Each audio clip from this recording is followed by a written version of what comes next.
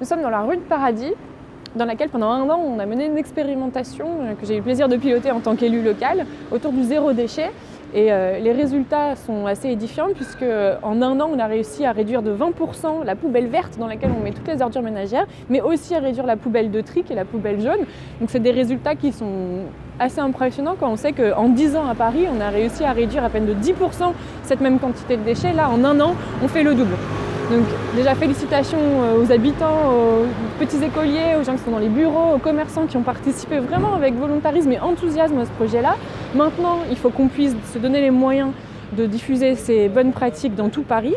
D'abord en diffusant la méthode à d'autres quartiers et en donnant à ces quartiers l'opportunité de se pencher en toute transparence sur les priorités et les problèmes dans leur quartier et de disposer d'un budget local pour monter des actions.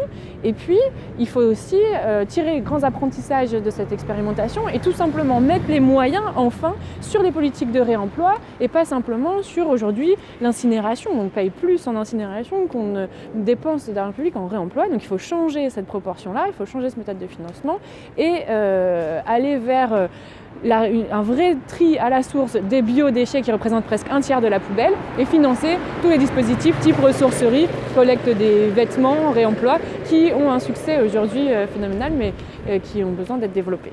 Voilà, rendez-vous l'année prochaine.